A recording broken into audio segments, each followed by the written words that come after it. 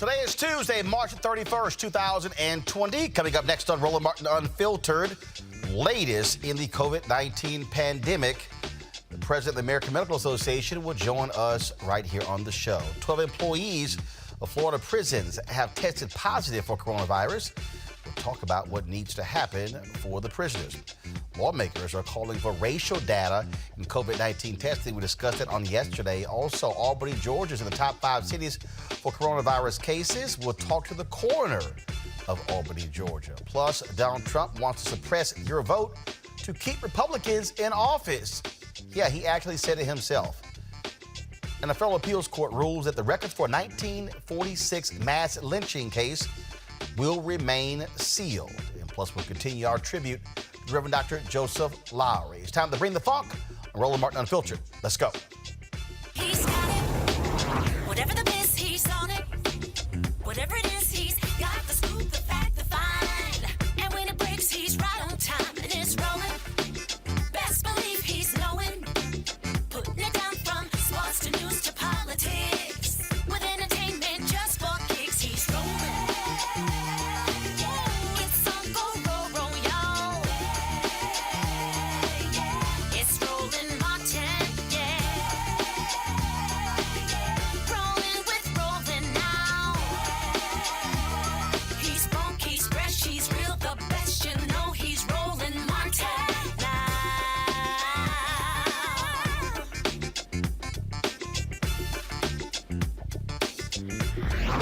Martin. All right, folks, glad to have you back on Roland Martin Unfiltered. Let's go right to the White House, where Dr. Anthony Fauci is addressing the media regarding the coronavirus.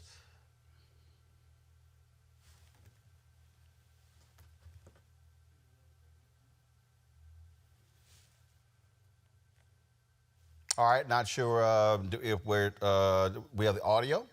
Folks, let's double check that, please.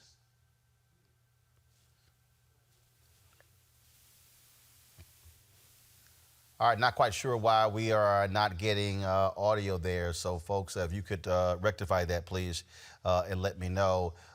They are, first of all, I'm watching it live, and Dr. Birx, as well as Anthony Fauci, they're talking about the growth of coronavirus cases taking place in the United States, and they're showing exactly what it looks like. Let's see if we can go ahead and we're going to try to go back to the news conference in just a second. So let's see if we can go ahead and one of the best ways pull that up. Give me 1 second, folks.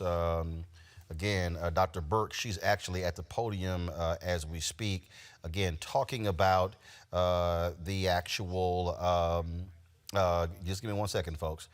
She's talking about the actual what's happening there. Dr. Fauci is also speaking right now as well. And so I'm just trying to go to the White House Facebook channel, YouTube channel, so we can go ahead and pull this up. Again, you know. I can't see the small. Here we go. I think we got it right here. But are we seeing deaths until June? I can't really. This is June. This is June. So we would still see problems and deaths in June. It's a projection. It's a projection, of course. So, I mean, just getting back to what I said about the stepwise thing, deaths always lag. So you will be seeing deaths at a time when, as an epidemic, we're doing really, really well because the deaths will lag. But Dr. Fauci, should Americans be prepared for the likelihood that there will be 100,000 Americans who die from this virus? The answer is yes. We need, as sobering a number as that is, we should be prepared for it. Is it going to be that much? I hope not. And I think the more we push on the mitigation, the less likelihood it would be that number. But as being realistic, we need to prepare ourselves that that is a possibility, that that's what we will see. A very short period of time for that to happen. Right. Can the country handle that in such a short period of time, within a couple of months? You know, 50,000 a month. You know, it will be difficult. I mean, no one is denying the fact that we are going through a very, very difficult time right now. I mean, we're seeing what's happening in New York. That is really, really tough. And if you extrapolate that to the nation, that will be really tough. But that's what it is, Jim, and we're going to have to be prepared for that. Yeah, I think because the model, that was from IHME. That's based and heavily laden by the data that has come in from New York and New Jersey and Connecticut. So, that can skew to a higher peak and more significant mortality. If all of the other states are able, and all the other metro areas are able to hold that case number down, then it's a very different picture. But you have to predict on the data you have, which is heavily skewed to New York and New Jersey. Just one extra thing, getting back to that, that's really an important slide that Dr. Burke showed. The cluster of other cities that are not New York and not New Jersey. If we can suppress that from any kind of a spike, the numbers could be significantly lower than what we're talking about. Yes, some cities that are not following these guidelines. Right, and that's the reason my Plus- plea at the end of my remarks, Jim, that now is the time to put your foot on the accelerator, because that's the only thing that's going to stop those peaks. Dr. And Fauci. some of the cities are doing very well, as you see, very well at this early stage.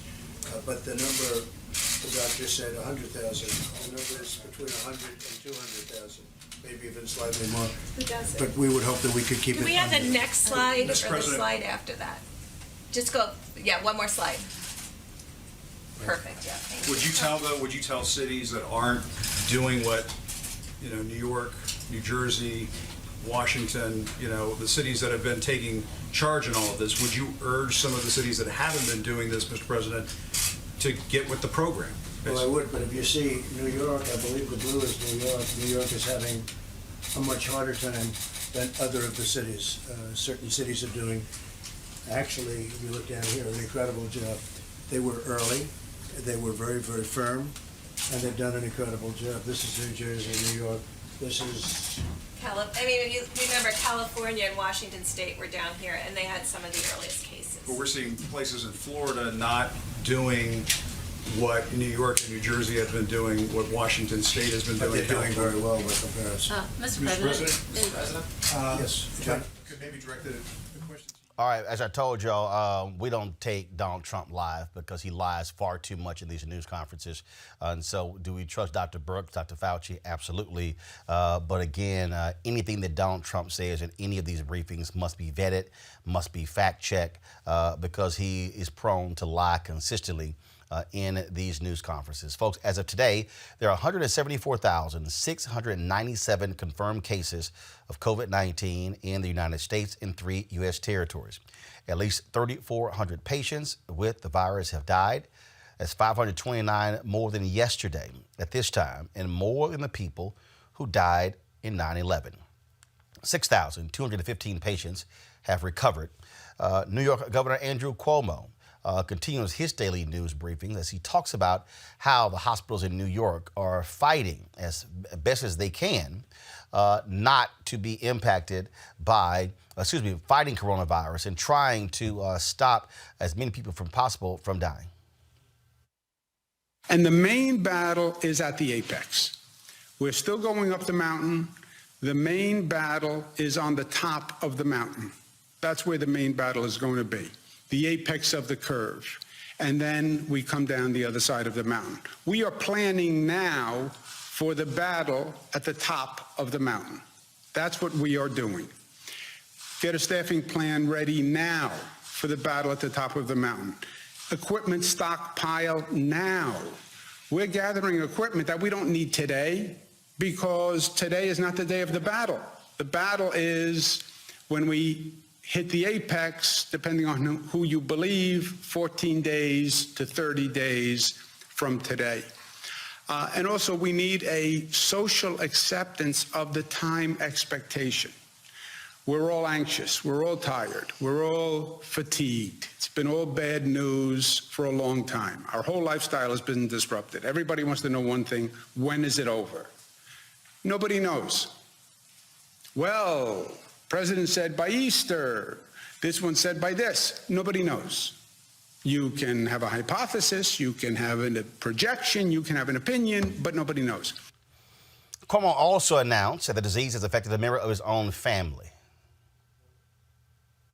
Everyone is subject to this virus. It is the great equalizer. I don't care how smart, how rich, how powerful you think you are. I don't care how young, how old. This virus is the great equalizer.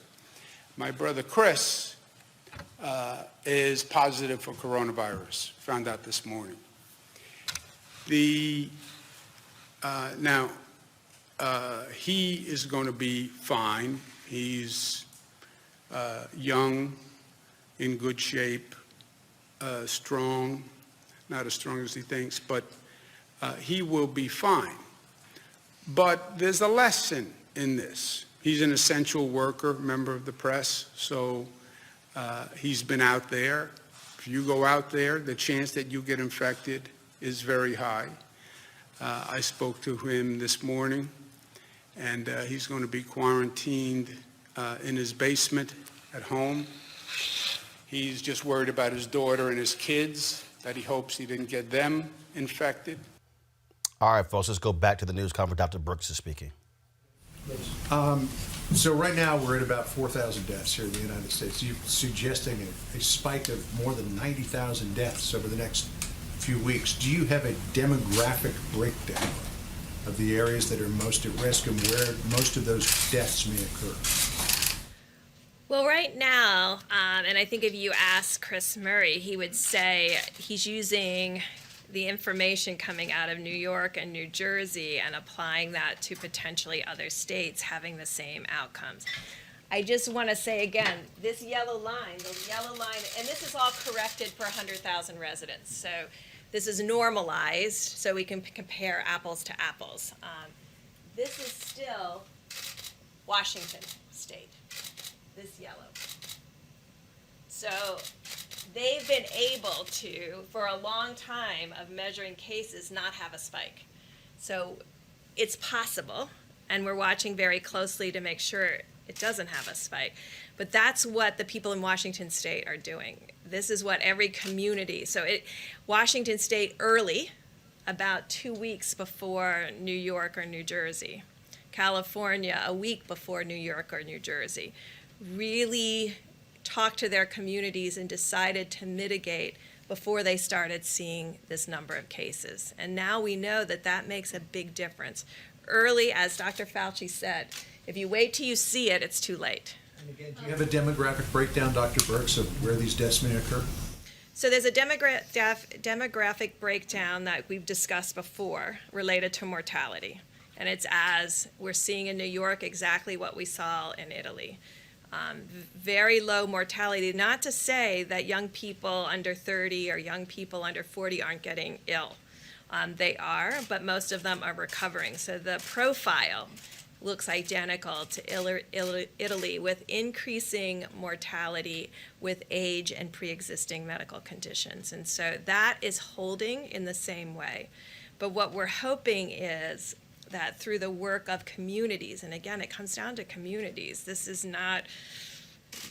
communities deciding that this is important to them to not have the experience of New York and New Jersey. And I think, we are worried about groups all around the globe. I mean, I don't know if you heard the report this morning, there's 8,000 ventilators in the UK. If you translate that to United States, that would be like the United States having less than 40,000 ventilators. We have 5 times that amount. So, these are the things that everybody is having to face. And I think the United States is in an excellent position from our medical care position, but we don't want to have to test that system. We want this to be a much smaller epidemic with much smaller mortality. Can I just follow up on the testing question real quick before we move on? So the testing numbers, I understand 1 million tests done, it's a big increase, but we were told there would be 27 million tests available by the end of the month. So can you outline where in the supply chain, where in the logistics chain are those other 26? Yeah, where are the other 26 million tests right now? I think this is just for purposes of clarifications. There's a difference between sending a test that can be administered to a test being done. Because a month ago or more, the president brought together the top commercial labs in America and said, we need you to partner with us to create a brand new system that would rapidly process tests. We're now at 1.1 million tests, and we believe it's a fair estimate that we're testing about 100,000 Americans a day. That'll continue to grow. It'll continue to accelerate. But I think the misunderstanding early on was there were many tests being distributed, many test kits being sent, but under the old system, as the president's described it, the antiquated system, those were being processed in state labs or at CDC or in private labs on a very slow, methodical system that could only produce maybe 30 to 50 tests a day. But this new partnership that we have with commercial laboratories allows the progress we're making. But the breakthrough with Abbott Laboratories now moves to point of care, which means you're going to have devices and tests that people will literally be able to take at their doctor's office, at a hospital, at a clinic, at a nursing home, and have the results in 15 minutes. So those 26 million tests we were talking about, were those tests under the old antiquated system? And Yes. now, so are we still even using those 27 million tests, or have we just completely moved on to the point The of answer care is tests? yes, now through the new system. Even today, which is, I have to say, coming out of laboratories and developed tests and worked on vaccines and then gone to the field to actually combat epidemics, it is disappointing to me right now that we have about 500,000 capacity of Abbott tests that are not being utilized. So they are out, they're in the States, they're not being run and not utilized. So now we have to figure out, how do we create awareness? Because sometimes when you put an early platform out, like our first platform out in the high speed was Roche. So you get that out, people get dependent on that, and then don't see that there's availability of other tests. So right now, there's over 500,000 tests sitting, capacity, that are not being utilized. So we're trying to figure out, how do we inform states about where these all are? How do we work through every laboratory association so they're aware? And how do we raise awareness so people know that there's point of care, there's Thermo Fisher, there's Abbott testing, and there's Roche. And if you add those together, that's millions of tests a week. They're not being reported. And they're not, and so those are the, But they're not being reported. or they're not even being used. So that's what's really, so that's what we're working on. What's the reason they're being used? Because when people get used to a single platform, they keep sending it back to that lab. So it's getting in a queue to wait to get on a Roche machine rather than being moved to this other lab that may have Abbott capacity, because they're all in different laboratories. And so I think, well, actually, Admiral Giroir is figuring it out to really create some kind of visual so that every governor and every health commissioner can see all of their capacity in their countries, in their states, county by county, so that they know where the tests are. So we pushed a lot of tests out, but they're not all being utilized. And it's up to the people when they don't send them back. They use them, they don't send them back. And Doctor, go ahead, please. No, Dr. Birx explained it very, very well. I just want to get back, John, to your question. It's a logical question. When you look at the number, you want to know what the demography is going to be. This is a number that we need to anticipate, but we don't necessarily have to accept it as being inevitable. And that's getting back to what I'm saying about, we can influence this to a varying degrees. And if we influence it to the maximum, we don't have to accept that. That's something we need to anticipate. But I want to do, not I, all of us want to do much, much better than that. On that front, what do the models suggest is on the low end if you have full mitigation? Well, it says That was between full 100 and mitigation. 200. That was full mitigation. All right, Trump is talking. We're not going to him. I want to go to my first guest because I'm just not understanding what in the hell we just heard. Joining us right now is the president of the American Medical Association, Dr. Patrice Harris. Dr. Harris, I'm sorry. If I'm frustrated because of what I just heard, this is what I don't understand. I recall there being a Rose Garden news conference where CVS and Walgreens and Walmart were walked out there and we were going to have drive-through testing and all sorts of stuff. And then hear Dr. Birx say, oh, we've got 500,000 tests that are in the States that nobody's using. And then you hear Mike Pence say, well, there's a misunderstanding. We're doing 100,000 tests a day. But then you hear the governor of Montana say, don't have enough tests. you hear the governor of Ohio, don't have enough tests. And so, I'm sorry, is there some sort of disconnect between what D.C. is saying and what is actually happening in the rest of America? Well, Roland, thank you for having me on the show. And you used the perfect word, the word I was thinking about, and that was disconnect. So we are absolutely way behind on testing. And we have asked at the AMA for some sort of national tracking system so we can know exactly where these tests are, because you're right, it's hard to say. And early on, we heard millions, and now we are saying there's 500,000. And I think it's incumbent upon the administration to develop that tracking system, that tool that Dr. Birx, I believe, was just alluding to. That has to happen. Otherwise, there will still be that disconnect. Governors and states will still not have the information that they need and the testing capacity that they need. So I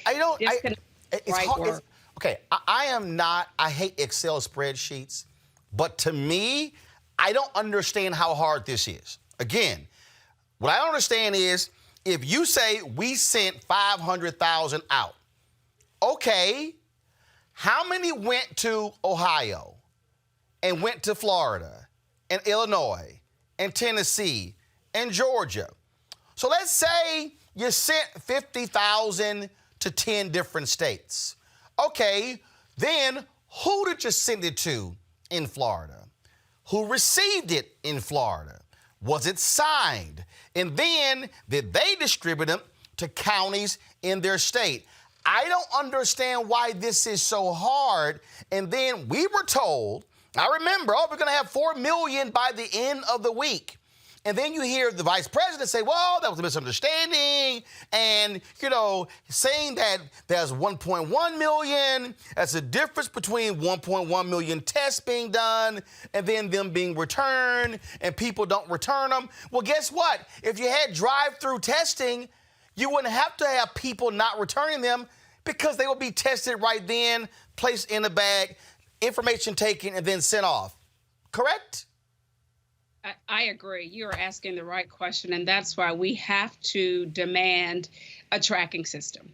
You're right about spreadsheets. I believe, Roland, and I'm not that tech savvy, but it appears to me that some very smart tech savvy folks could develop something relatively quickly. We have to know where these tests are, who has what, who needs what, and then we can prioritize the need. And by the way, we have said that regarding the ventilators and PPE. I mean, we really need a federally coordinated tracking system because you're right, these questions should not be that difficult to answer. And it just, underscores that we are not matching the demand of governors, of states, of local county health departments. And we really need to do so. And testing is a critical way we are going to know the exact spread of this disease.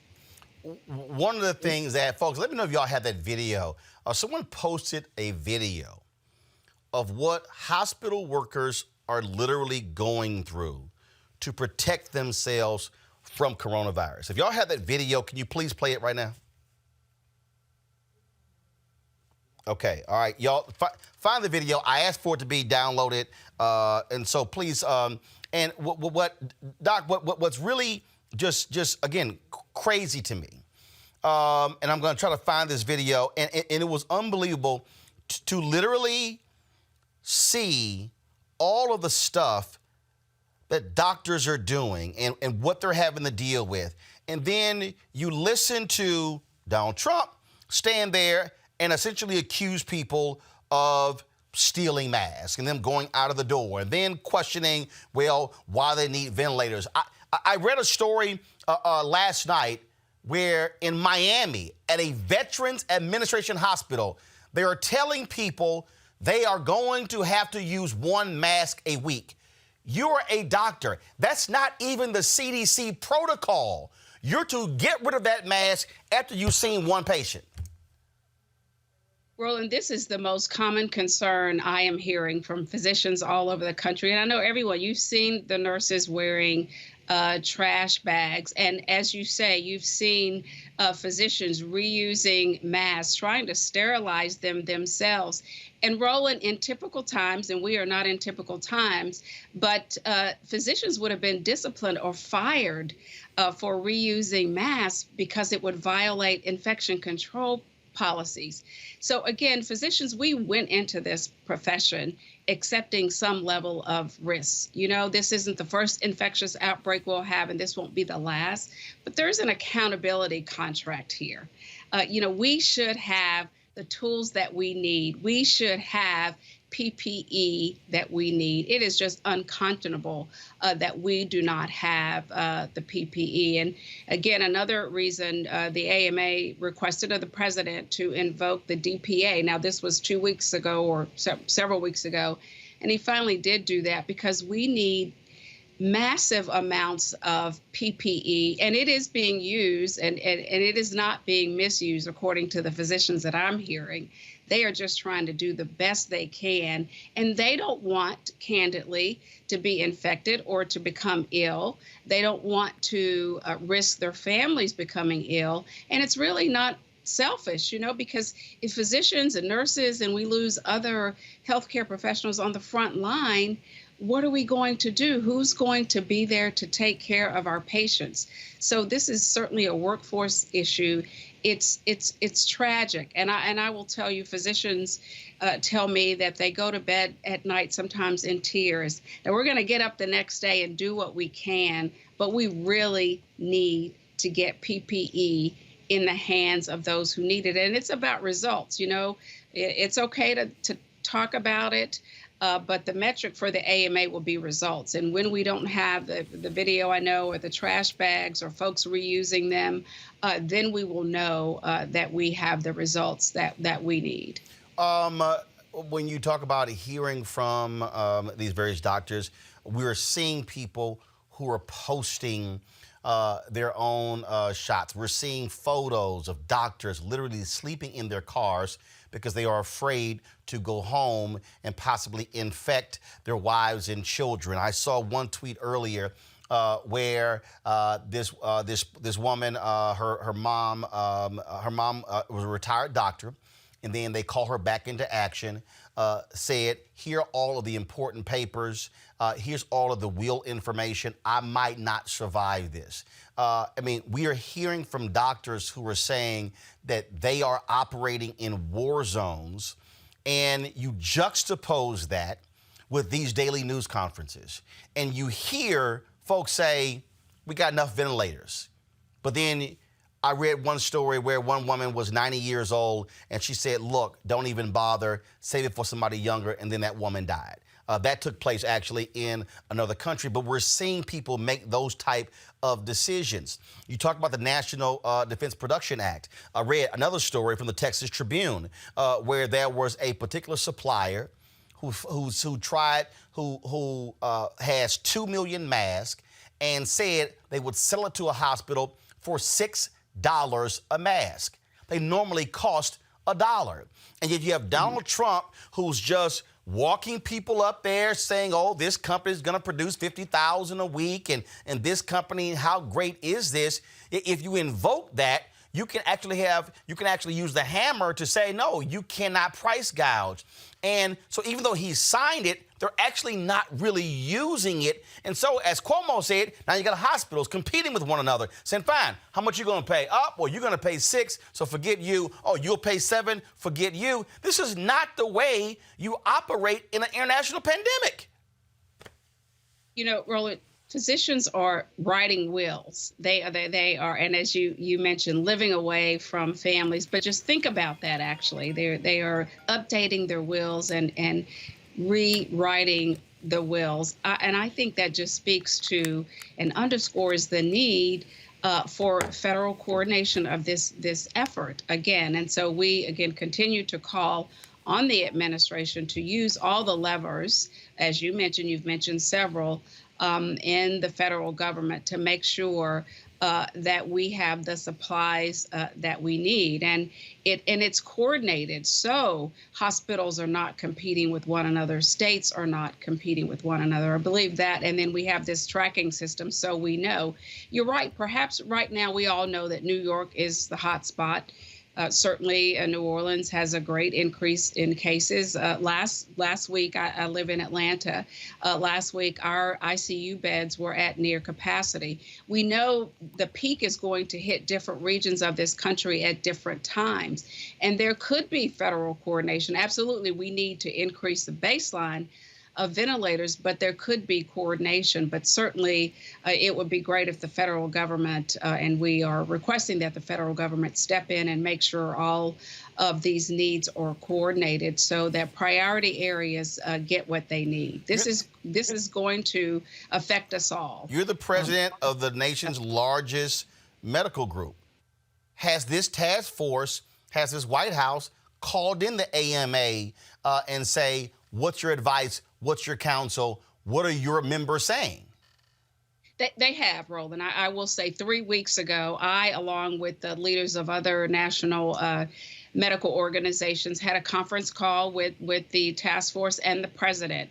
And we raised this issue, and it was my suggestion coming from the AMA. Of course, there was really a lot of consensus among all the groups, and we raised the issue of the need for PPE. We raised the issue of the need for testing at that time, and this was about 3 weeks ago. And so these are issues that we raised. Now, and I will say this, the CMS, the Centers for Medicare and Medicaid Services, have been very responsive around the issue of telehealth. And that has certainly really helped a lot in making sure that patients still have access to care. As you know, many physicians' offices are closed, elective surgeries postponed. Maybe the offices are, 1 to 2 days, hours are different, but we have been able to meet some needs, not all, with the use of telehealth. So certainly there was some responsivity to that. But really, PPE continues to be an issue. The testing, as you know, continues to be an issue. And from our standpoint, the AMA and the nation's physicians, again, it's about results. We can talk about it, but we need more than the talk. We need to make sure that we have results. And again, the metric for us will be when we no longer hear the stories or see the videos that you mentioned of nurses and doctors not having the equipment that they need, or for that matter, be fired for using their own equipment. We really needed all hands on deck approach for this. And look, physicians are going out on the front lines, nurses are on the front lines, and we need accountability back for us to say, yes, you are going out on the front lines, and we want to make it as safe as we can for you, for patients' sake, for your sake, for our healthcare system's sake. Last question for you. I know that call was 3 weeks ago. But here's what we're also hearing, and I got a couple more questions. I'm ask this one first.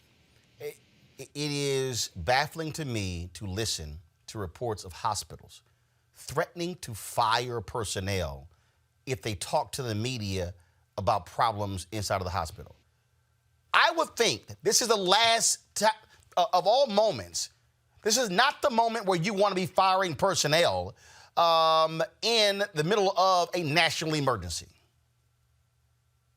Roland, yet most institutions have a media policy, and that is in the service of coordinating, what is said. But these doctors are speaking out and saying what everyone already knows, right? That we don't have PPE. They don't have PPE. So again, and also for the person at home, you said, what is PPE? Yes.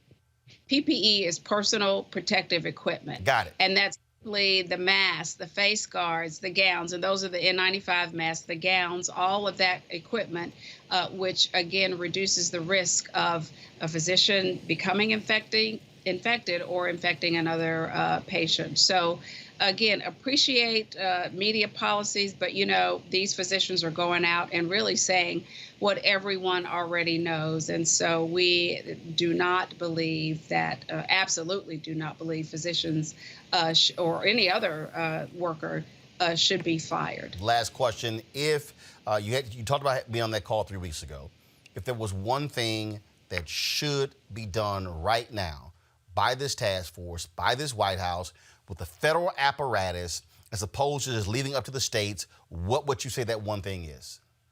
Well, I would say the federal coordination and a tracking system and the data, and really that's an umbrella, and then it takes care of all the other things we need, tracking the PPE, making sure, again, as we started this conversation, we need to know, we're glad that Abbott has that new test out, 500,000. Where is it? And let's make sure we get that out to folks so we can act on the data. If I can say one last thing. Yeah, go ahead. Data and the science and the evidence is what needs to inform our interventions and the next steps. And without the data, we won't know where precisely to target our interventions. And I just want to say one more thing about health disparities and health inequities. One other piece of data is we believe that, and again, we need to not only know gender, we also need to know race and ethnicity regarding those who are impacted, those who are hospitalized, those who have died. We know something like this just magnifies already existing health inequities. And so, again, we need the data to inform our next steps. All right. Dr. Patrice Harris, President of the American Medical Association. We certainly appreciate you joining us. Thanks a lot. Thank you for having me. All right, then. Folks, I have the video here that was just stunning. Rex Chapman posted this video, and I mean, this is, they fast-forwarded it, but watch what one worker goes through to protect himself from coronavirus. Watch this here.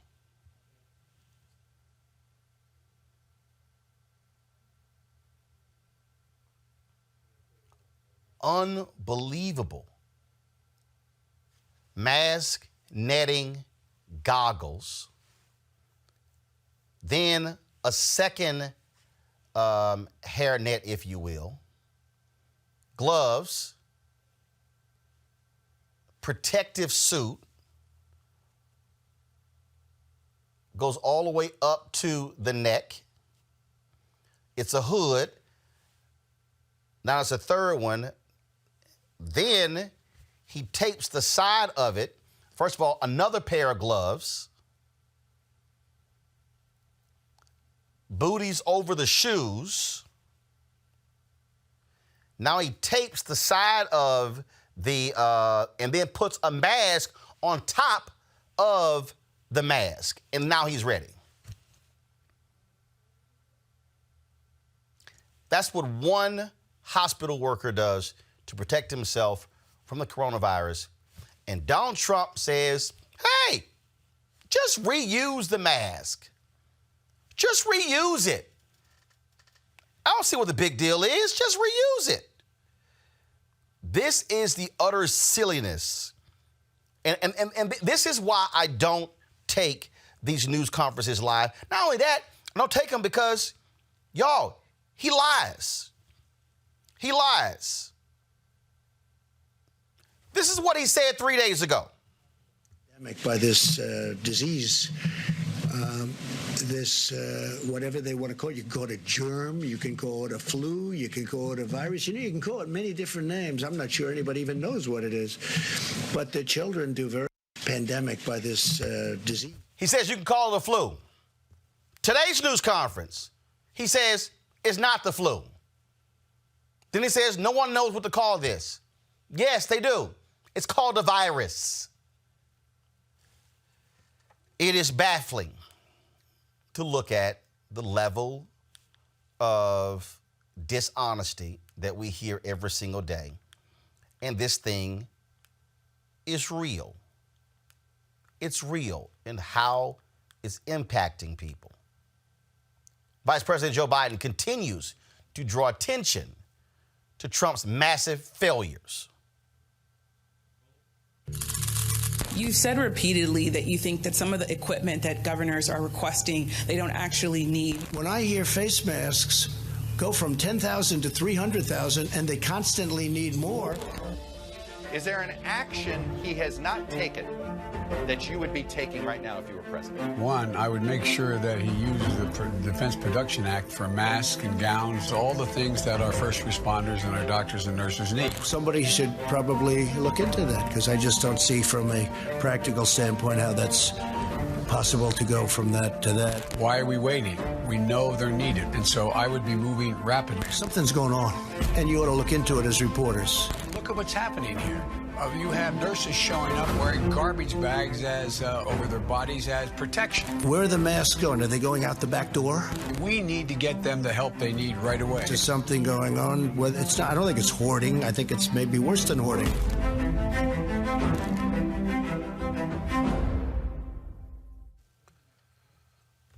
And yes, Donald Trump still doesn't get it.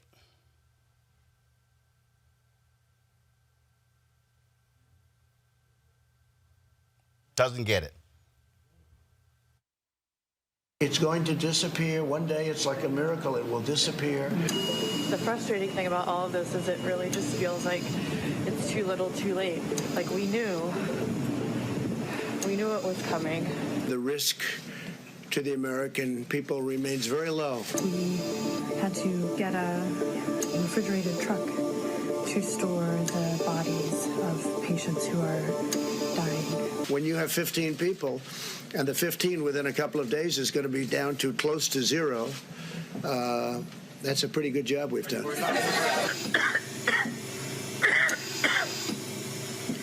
Yeah, that's the cough. People are getting better. Almost everybody that we see is getting better. The hospitals look like a war zone. People come in, they get intubated, they die, the cycle repeats. So I would love to have the country opened up and just raring to go by Easter. This is for real. Please stay inside. Please pray for the people, y'all.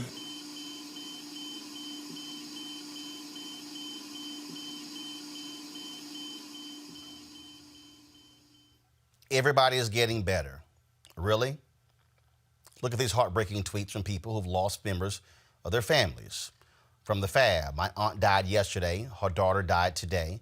My cousins lost their mother and grandmother to COVID-19 in less than 24 hours. From Kirsten Allen, my uncle was tested positive for COVID-19 last week. By Sunday, he was hospitalized and on a ventilator. This morning, my cousin let me know he didn't make it through the night.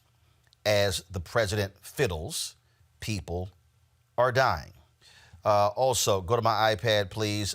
This video here, State Representative Isaac Robinson of Michigan, member of Phi Beta Sigma. Yes, he is white. He's a Sigma. He actually, 44 years old, contracted coronavirus. He also died. Statement from the Senate Democrats: we're absolutely heartbroken to hear of Isaac's untimely death. Isaac was a fighter for his district and proudly carried on the family tradition of advocating for the working people of Michigan. This is just terrible news, and we will hold the Robinson family close in our prayers tonight. I was looking at a story before I came on the show. Adam Schechter of ESPN posted this particular tweet. There's a sports agent who represents several NFL players, Buddy Baker. He posted this yesterday, 2 hours ago. He lost his mother and father to coronavirus. Go to my iPad, please. Contracted COVID-19 and unfortunately passed away this past Sunday due to complications. My parents were amazing people. They were married 51 plus years. They passed away 6 minutes apart. Just a few weeks ago, they were in perfect health. We live in a world of it can't happen to me, it can't happen to us, it can't happen to my family. Well, it happened to us. I'd like to take this time to make people start thinking about making a change. While the CDC and all the regulatory bodies make suggestions on what we should do, I'm not sure everyone really understands the importance of it. Hopefully this can be the catalyst for a change. Practice social distancing, wash your hands as regularly as you can, and importantly, stay at home. This is an opportunity for something which was very bad and tragic to my family to prevent someone else's. Sometimes people can, especially young people, can feel like they're immune from something, we're invincible, and that's simply not the case. It's not the easy choice, but it's the right choice. It's the safe choice. So during this time, realize it's boring to stay at home and you're not going to be able to live life as we've grown accustomed to. But it's necessary to help fight and stop the spreading of this horrible virus. As part of my job, an essential quality is the ability to lead, some might say inspire others. Well, we usually look for a positive thing to be an inspiration. We hope that what's happened to us and our family inspires others to start leading and unifying with each other to make the right choice and the challenging choice. Again, it's going to take... All right, folks, let's bring in my panel. Melik Abdul, Republican strategist, Kelly Bethea, communication strategist, Teresa Lundy. She is principal founder, TML Communications. Just a short while ago, Melik, this is just one of the reasons why I don't waste time listening to Donald Trump from this news conference. Literally just a few moments ago, 8 minutes ago, Mike Pence stood at the microphone and said every state should comply with the 30-day clampdown. Donald Trump walks up right behind him and says states like Florida and Ron DeSantis should do what they want to do. Dude, what the hell? What's the whole point of the leader of your task force saying every state should comply if Donald Trump goes, y'all can do whatever the hell y'all want to? Even while Florida is seeing a dramatic increase in their cases, DeSantis, he goes, well, unless the task force tells me to, I'm not going to do it. Can't say I really have an answer to that. I didn't see the clip that you're talking about with Mike Pence and Donald Trump talking about it. It just happened 9 minutes ago. Yeah, well, unfortunately, I didn't see that part. Right. I was watching your other videos. But whatever information, I think that the governor, and many people would argue realistically that he waited a little bit late to actually implement things down there in Florida, specifically as closing the beaches. But I think that the 30-day timeline, from my perspective, it pretty much speaks for itself. And it's a guideline for states. Obviously, it's, I don't think that the federal government at this point is mandating that. But as far as the general guideline, in addition to the things, I think probably, 2 weeks ago, when they gave us the 14-day quarantine guidelines, I think this is just another extension of that, and it makes sense for states to follow, but not just the states. So, you have places like Virginia. Forget what the federal government guidelines are. There are many other states that are moving towards extending that well beyond April 30th. So I think we should make a distinction that these definitely are guidelines for states to follow, but many states like Virginia and some other states, Maryland and other states, they're not going to abide exclusively by that guideline. Teresa, here's what's stunning. Here's just what was stunning. To listen to Donald Trump stand there and 3 days ago say, well, this is like the flu. And then today, not the flu. And then if somebody said it, but 3 days ago, he probably would say, oh, you're a liar. You're being snarky for reading bad comments. I mean, the reason why people are saying don't take his comments live, Teresa, because he lies. He literally makes shit up. And then you got to come back and correct it over and over and over again. He has not taken this seriously, and it has been awful. We lost Teresa. Let me go to Kelly. Hello? Kelly, go ahead.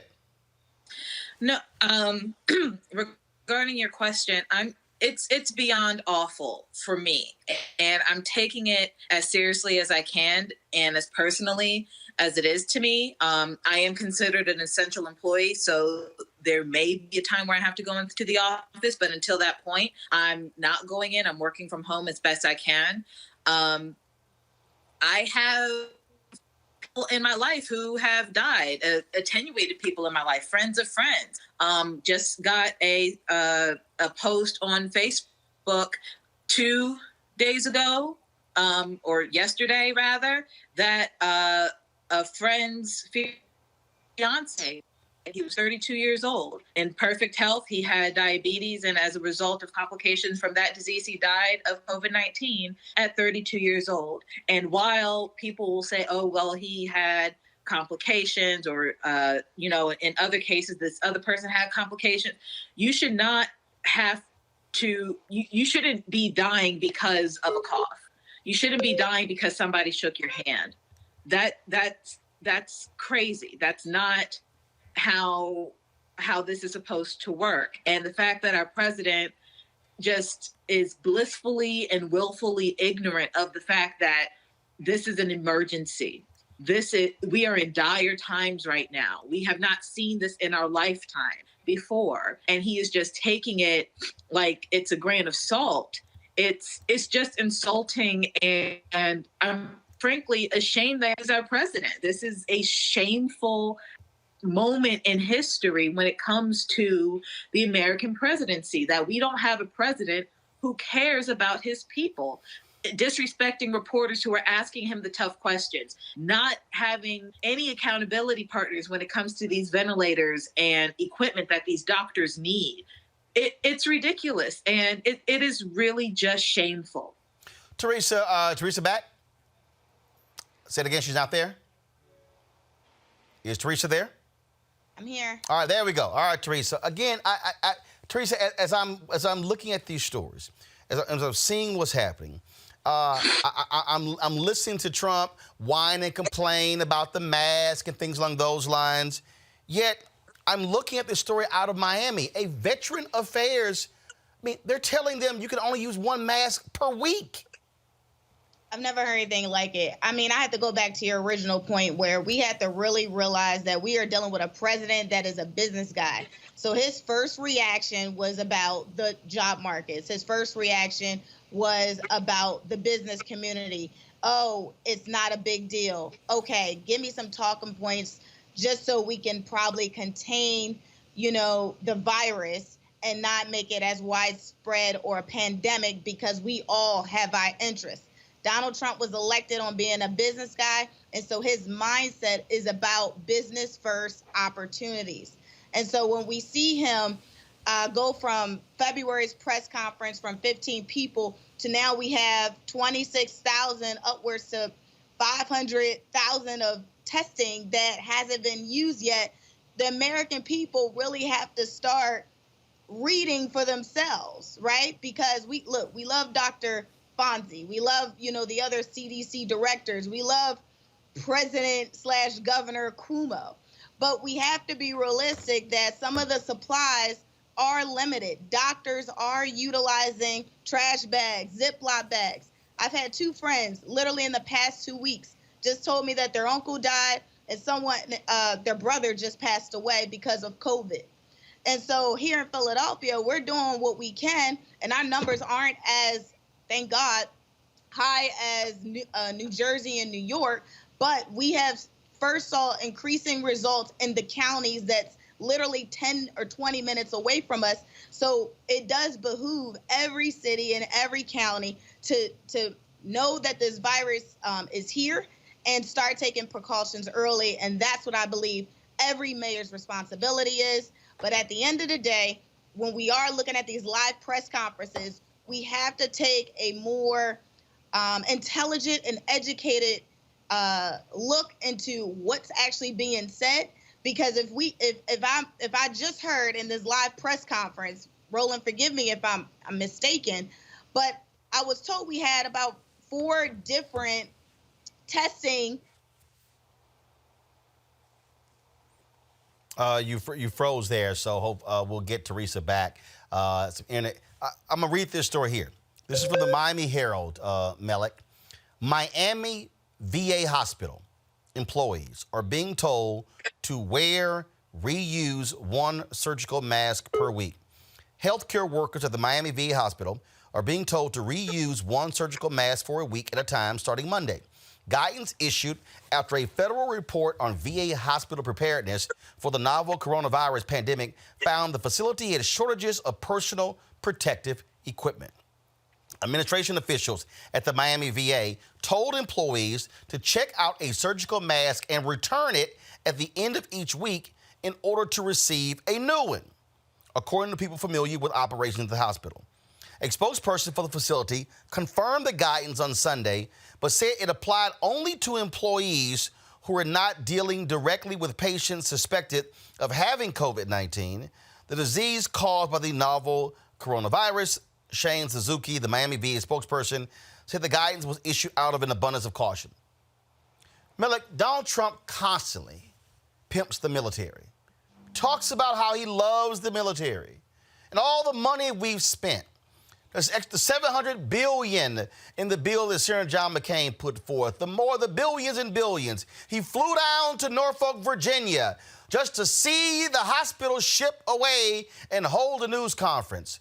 How in the hell do you actually give a damn about the military if these are the sort of things happening at a VA hospital? Well, I don't think that the fact that they don't have enough protective gear, I'm pretty sure it has very little to do with Donald Trump, as opposed to just unfortunate. It's an unfortunate thing about our government. If we look at what the experts have said, what Fauci have said, what even medical experts have said, what former government officials have said, is that this is something that is definitely unprecedented. And we're seeing that there are definitely gaps in the system, not just on the federal end, but our public health care system. Governor Cuomo just said today that there are things that they're learning in real time as far as the New York State health system that they just simply did not know. But Malik, to listen to Mitch McConnell today, Mitch McConnell tried to blame Democrats by saying they were focused on impeachment. Would you like for me to show you how Donald Trump was not caring and focused on this in January and February?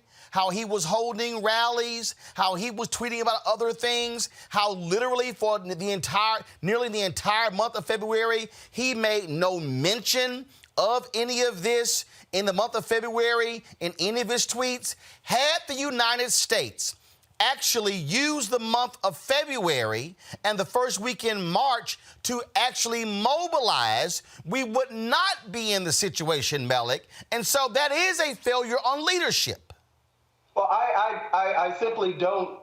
I don't know what you're using to draw that conclusion. I'm using facts. I'm using actual. Okay, hold up. You know what? Hold up. Since you're asking, what am I using? Okay, guys, I want y'all to cue the video we just showed. Since clearly you're asking the 1 minute and 15-second video. Okay, cue that video, and then Malik, you respond to this video since you're asking me, you don't know what I'm using to speak of. Press play. It's going to disappear. One day it's like a miracle. It will disappear. The frustrating thing about all of this is it really just feels like it's too little too late. Like we knew it was coming. The risk to the American people remains very low. We had to get a refrigerated truck to store the bodies of patients who are dying. When you have 15 people, and the 15 within a couple of days is going to be down to close to zero, that's a pretty good job we've done.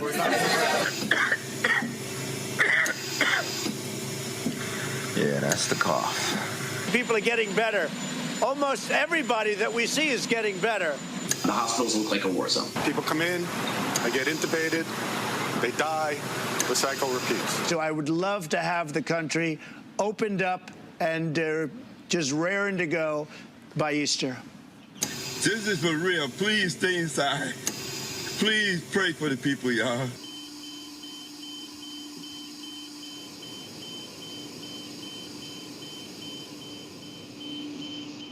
We know for a fact, Malik, military intelligence was saying in early January what's going on here. The CDC issued guidance in January. Why in the hell were we not mobilizing, utilizing the National Defense Production Act? Why wasn't the government mobilizing then? Why were they not mobilizing to ensure that VA hospitals that treat military veterans would have enough masks? Explain that, since you're wondering where I got it from. Well, I think you're talking about something that's a little different. What you were saying is that it was because of Donald Trump's inaction is the reason that the VA hospitals don't have the protective gear. If you do not act and give the order, they're not going to have enough. If you allow me for 1 minute to actually just get at least a good 15 seconds out, I will be able to better explain it. You don't okay, so why don't you go ahead and try to explain it? So I think there's a couple of things. What you were saying is that if Donald Trump, the hypocrisy of Donald Trump caring about the military and our VA hospitals not being equipped with the protective gear that they need. That hospitals don't have the protective gear that they need, and whatever Donald Trump is saying are totally two different things. I think what we're hearing, not just from VA hospital, at the end of the day, the VA hospital is still a hospital, and what we're hearing from hospitals all around the country is that this is something that is just unprecedented, that they have not been fully equipped for. If you listen to governors saying that the things, we talk about Cuomo, the 20,000 or so, I think, ventilators that he has in his stockpile, well, sure, that's for something just, I guess you could say, just a natural occurrence. So let me ask you this question then. Okay, Malik, since you and I want to use that as your basis, if you say, well, we were unprepared for it, but the whole point of having the information early is to get prepared for it. Go to my iPad, please. This is what Senator Chuck Schumer today, Kelly, tweeted out after Mitch McConnell had the audacity to say that Democrats were focused on impeachment. They were distracted. They were distracting the government from the coronavirus threat. The impeachment vote did not take place until February 5th. This is what Senator Chuck Schumer said. This was his tweet. Senator Mitch McConnell, you may have been distracted by impeachment from acting to fight coronavirus, but not everyone was. I call for President Trump to declare a public health emergency to fight coronavirus on January 26. We now know, Kelly, the month of February, Donald Trump didn't care, didn't matter, wasn't focused. In fact, he gave an interview on CNBC where he said, in January, where he said, is one person from China. We pretty much got it. You had Larry Kudlow, who went before the cameras, who said, oh, we pretty much got this thing airtight, locked down. That's why we don't have enough masks and ventilators, because they did not give the order in February to make it happen. Not only is this the president's fault for his ineptitude, but it's also the Republican members of Congress, because you're blaming the Democrats for not paying attention to the coronavirus. Well, neither were the Republicans. We were trying to impeach a president, but the Republicans were trying to stop that impeachment process. So if you really want to point fingers, just in fairness, you can point fingers at each other and call it a day. But Chuck Schumer is right. He did call for a public health emergency back in January when, things were, at the very least, able to be mitigated at that point in time. So, again, like we've been saying since he got elected, he's a liar.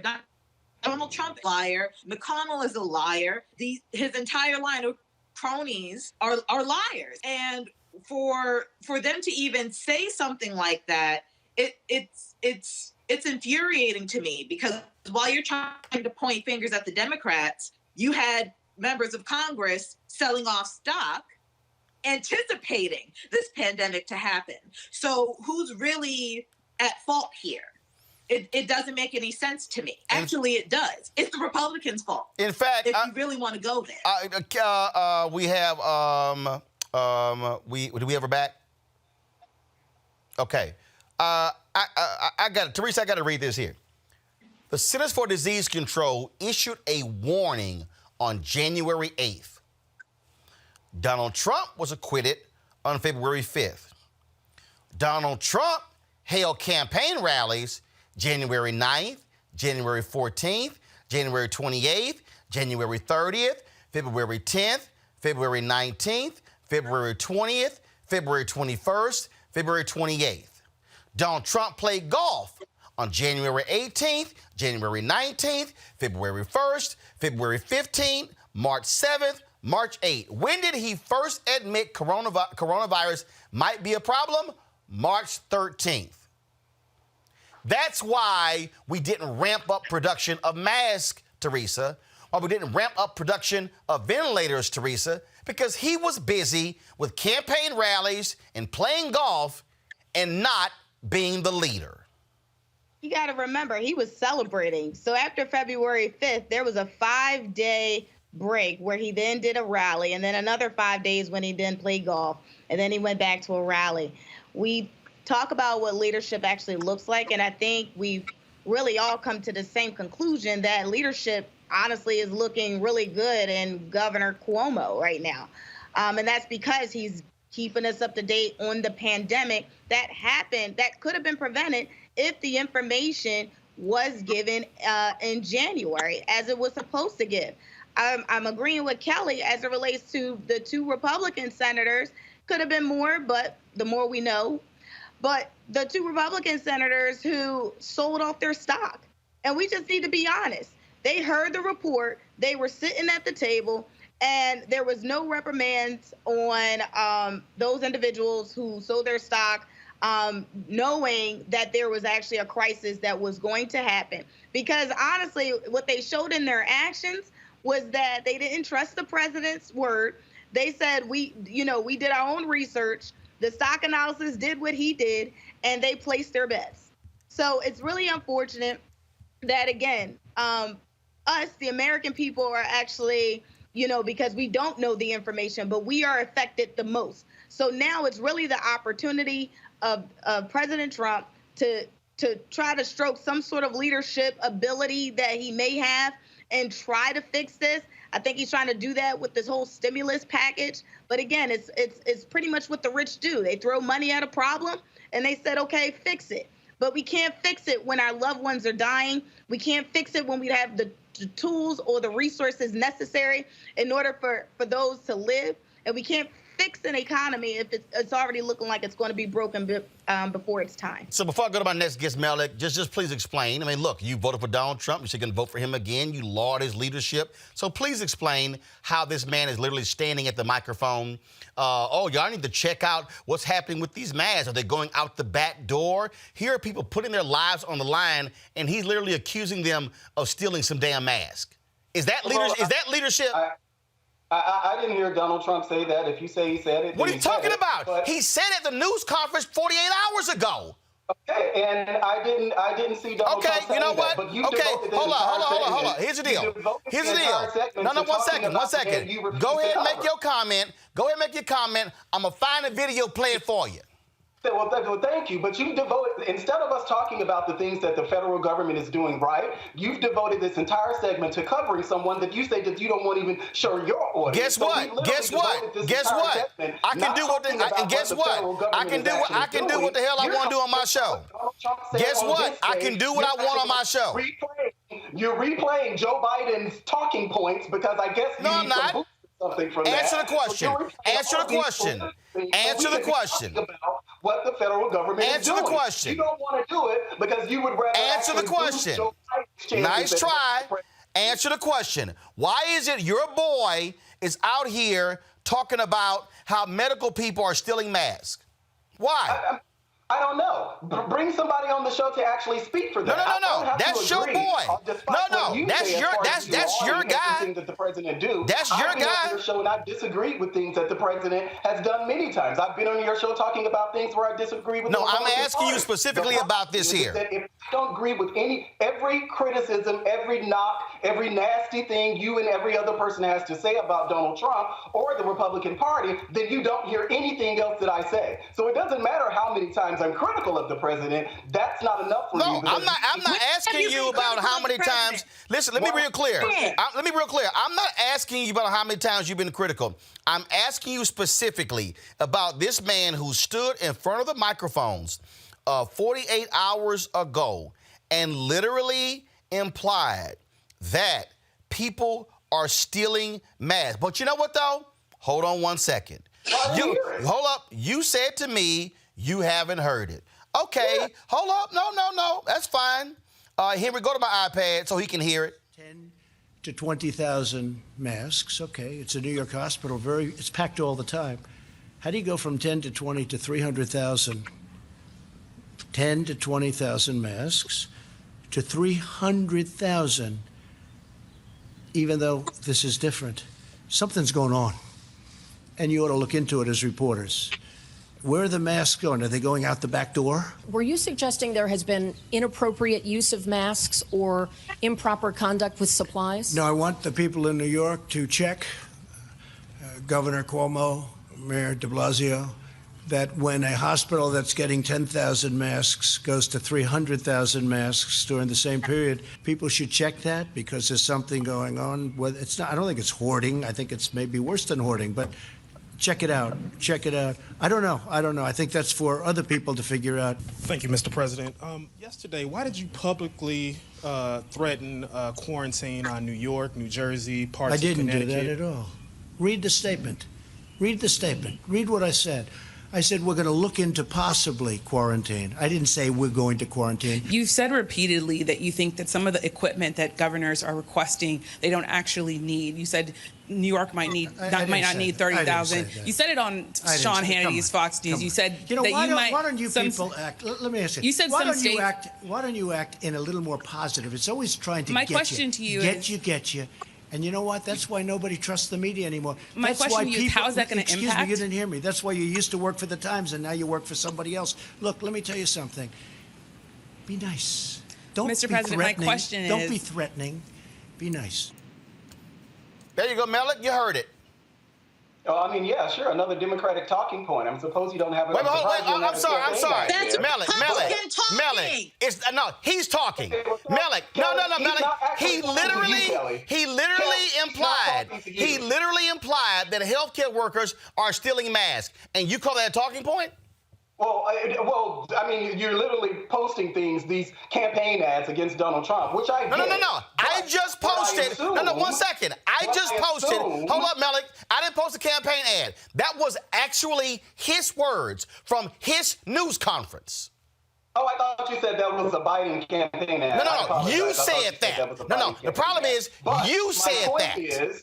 To the point about hoarding, which I'm assuming that's what Donald Trump was referencing, unlike what you told your audience here, that's one of the things that in the press conference last week, I think that was actually Attorney General Barr, did come out and talk about what the Justice Department was doing around not just hoarding, but the price gouging that No.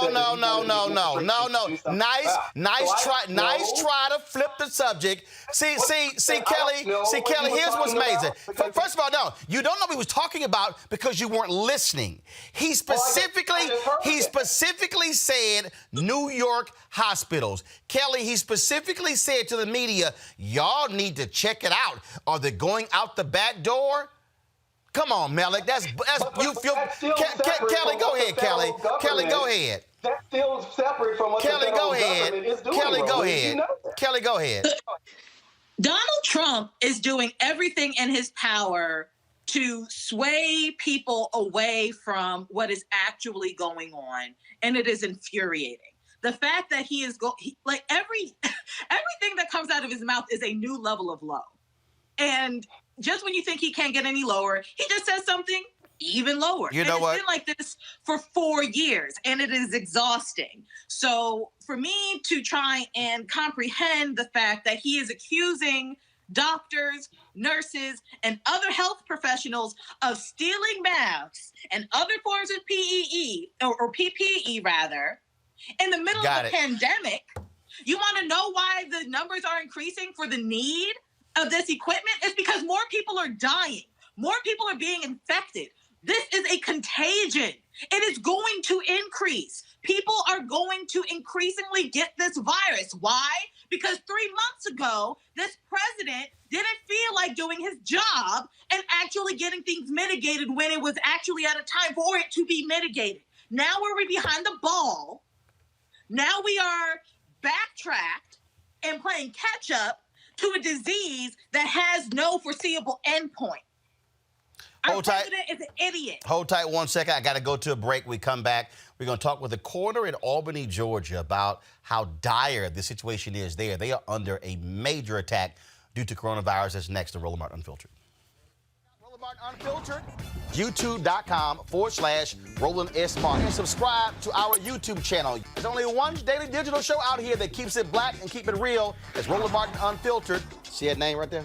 Roland Martin Unfiltered. Like, share, and subscribe to our YouTube channel. That's youtube.com/Roland S. Martin. And don't forget to turn on your notifications so when we go live, you'll know it. You want to support Roland Martin Unfiltered? Be sure to join our Bring the Funk fan club. Every dollar that you give to us supports our daily digital show. There's only one daily digital show out here that keeps it black and keep it real. It's Roland Martin Unfiltered. Support the Roland Martin Unfiltered daily digital show by going to RolandMartinUnfiltered.com. Our goal is to get 20,000 of our fans contributing $50 each for the whole year. You can make this possible. RolandMartinUnfiltered.com. Folks, again, we continue to cover all the different things that are happening when it comes to this coronavirus. And so many of our people are being impacted as a result of this. I told you about what was happening. In just a moment, we're going to be talking with the coroner in Albany, Georgia. We're just trying to get our Skype set up. I told you what was happening in terms of how people are being impacted. One of the things that I saw the story earlier, if you can go to my iPad in just a second, jazz legend Wallace Roney, who played with Miles Davis. He, of course, passed away due to coronavirus, impacted by that as well. Famous jazz trumpeter Wallace Roney. Go to my iPad, please. He studied with Miles Davis and other legendary players. Died from complications of COVID-19. A statement, I am saddened to confirm. Sorry, folks, there. A lot of these pop-ups here. I'm saddened to confirm that the iconic trumpeter and jazz legend Wallace Roney passed away due to complications of COVID-19. Jesus, this website. This morning, just before noon, the family is looking to have a memorial service to honor Wallace and his musical contributions. Once this pandemic has passed, please respect the privacy at this time. Roney was 59 years old. Folks, we are seeing this happen all across the country. We talk about what is happening in places like New Orleans, in Louisiana. If you go to my iPad, Henry, this is the front page of NOLA.com. Louisiana coronavirus cases increased by 30%. Deaths up 29%. See numbers for Orleans and Jefferson. If y'all can let me know when a coroner is there, I would certainly appreciate it. I told you what is happening in Albany, Georgia, becoming one of the top cities for coronavirus outbreak. The numbers are climbing fast as results trickle in. We're seeing their system there being overwhelmed as well. It is just stunning to see what is happening. And one of the problems that you have here, of course, is that what you have is again, just the failure of the federal government to act in a timely manner. In Georgia, they've had 3,817 cases, 108 deaths. In Fulton County, 547 cases and 17 deaths. That's where Atlanta is. Albany, where some 75,000 residents, 71% of them African American. That county is Dougherty County. 455 cases, 18 deaths. DeKalb County, 325 cases, 3 deaths. Cobb County, 272 cases, 11 deaths. Gwinnett County, 233 cases, 2 deaths. Let's go to Albany, Georgia coroner Michael Fowler, who joins us right now. Sir, glad to have you on Roland Martin Unfiltered. It is stunning to see what is happening across the country. Give us a sense of what is happening in Albany, Georgia. It is. We definitely have lost quite a few of our friends and family, ones that we know in the community. And it is devastating here to see this virus take so many out. When you talk about that, I was reading a story the other day, I believe it was in the Atlanta Journal-Constitution. They talked about there was a funeral that took place there. Someone who wasn't from there came there, attended the funeral, and then a number of people had been infected as a result.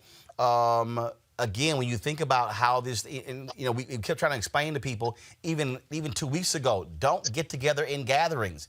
And unfortunately, people did not heed that advice. Yeah, that's true.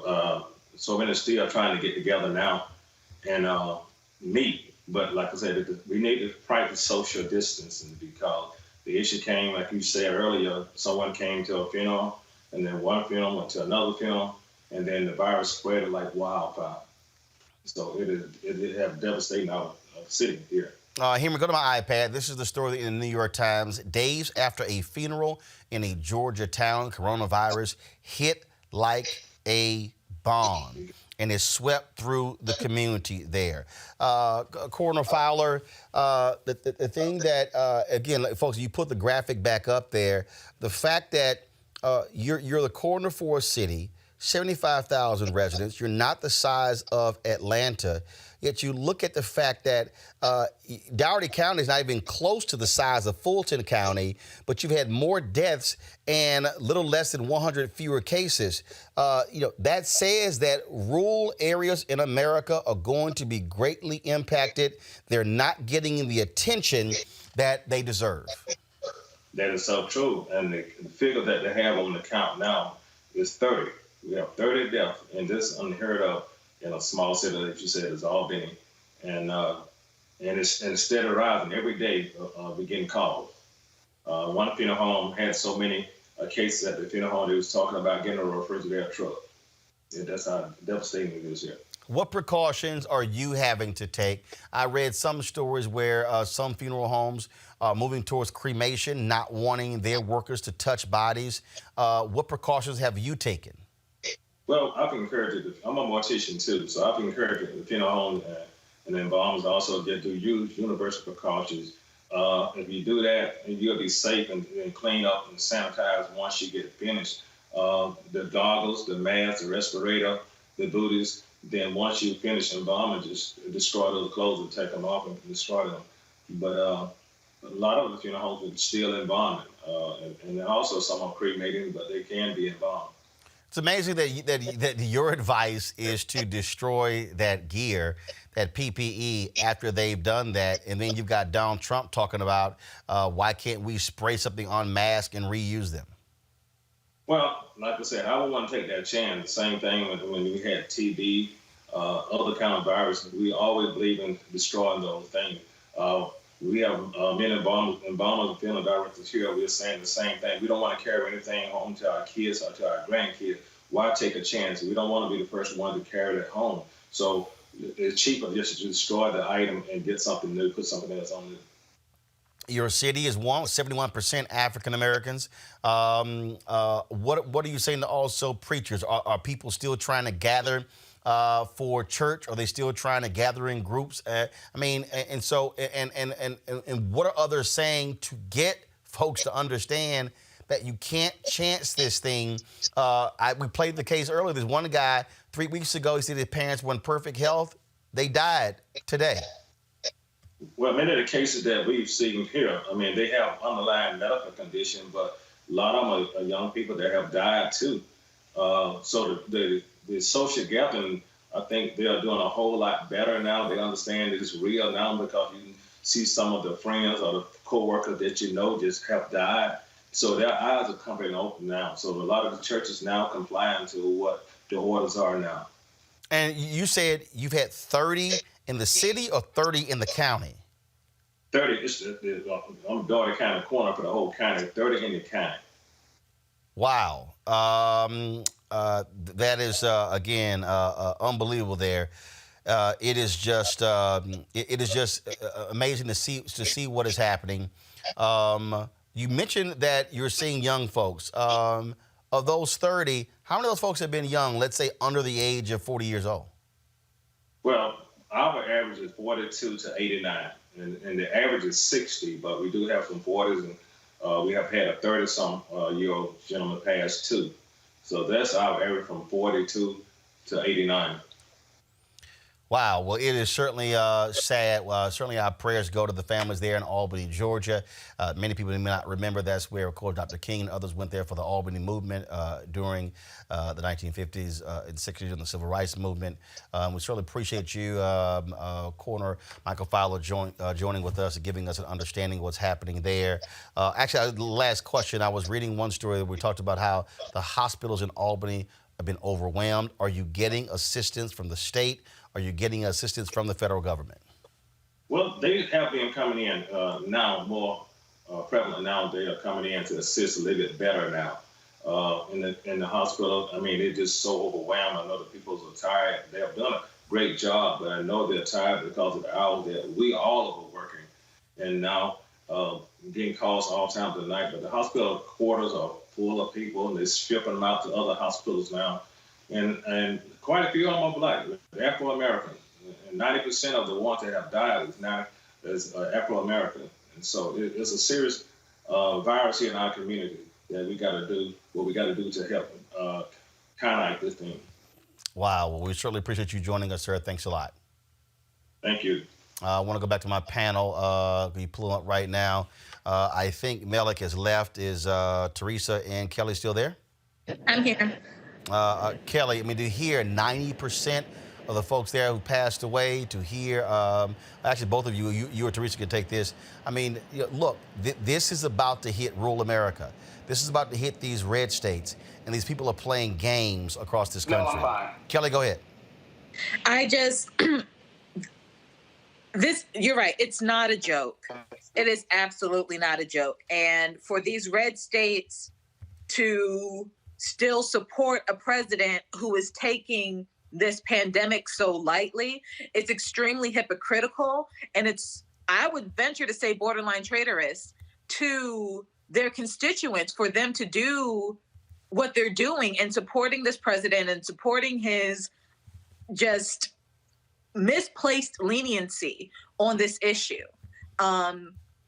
They need to act a lot sooner than later. We're already behind the ball on this. The curve is on the rise. It is not about to fall anytime soon, especially in these rural areas. This curve is just starting. So with that being said, it's a very large likelihood that these towns can be erased by this virus if something is not done.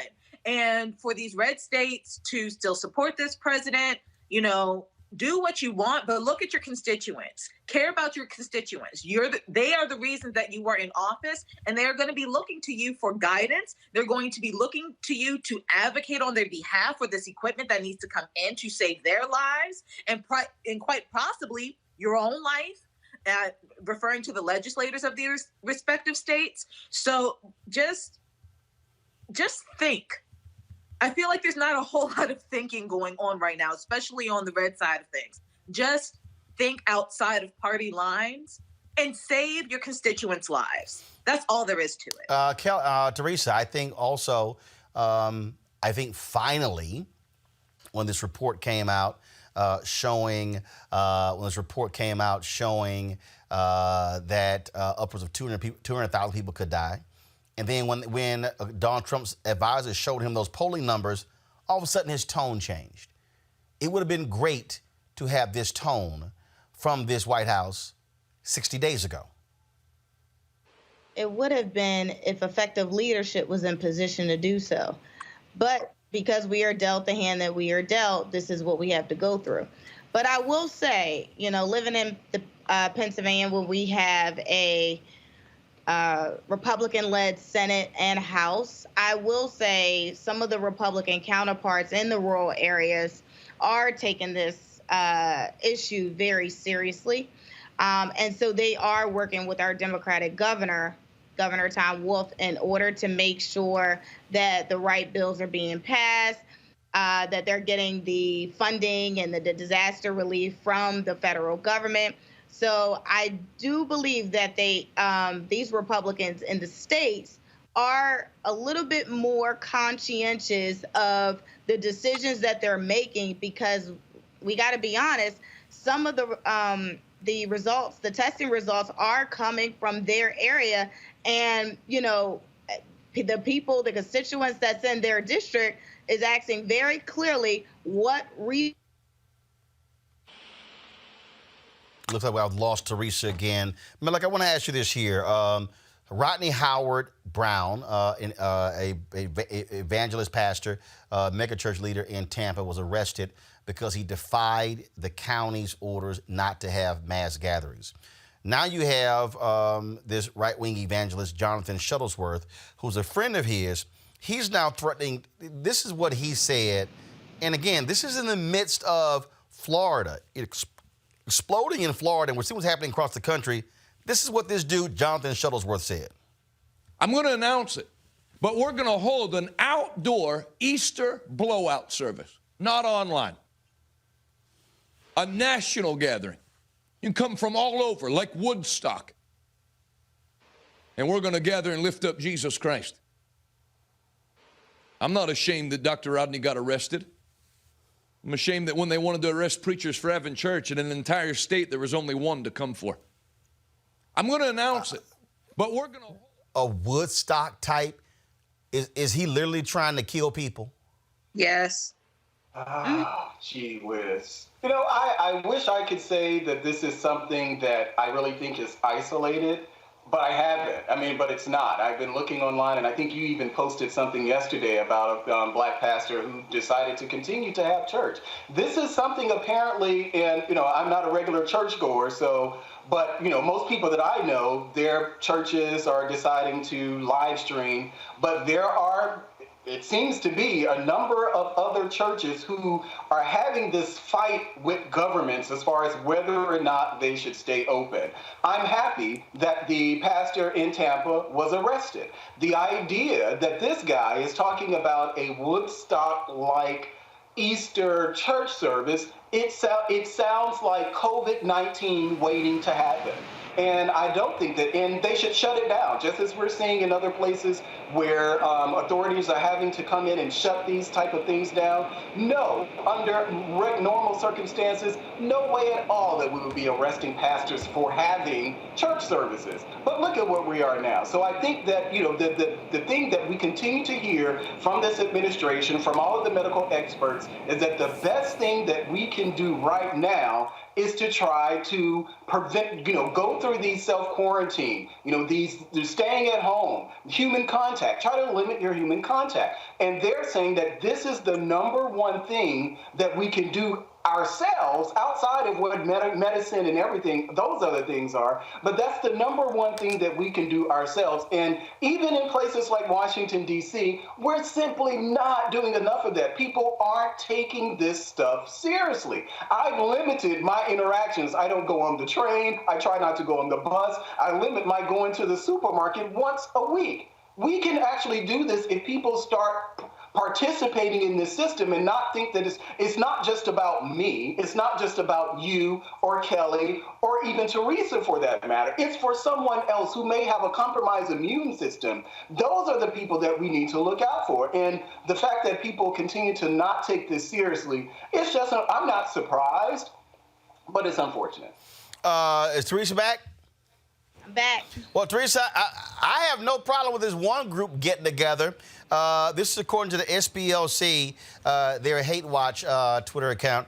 Despite calls for social distancing to curb the COVID-19 pandemic, neo-Confederate hate group League of the South is moving ahead with its annual conference in June. You know what? Go right ahead and meet and kill each other. No. No, I'm sorry.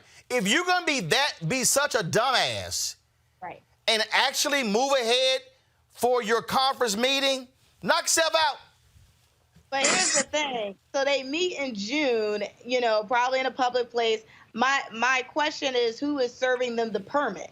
Especially where we're supposed to have restrictions about social gatherings. No. It's a conference.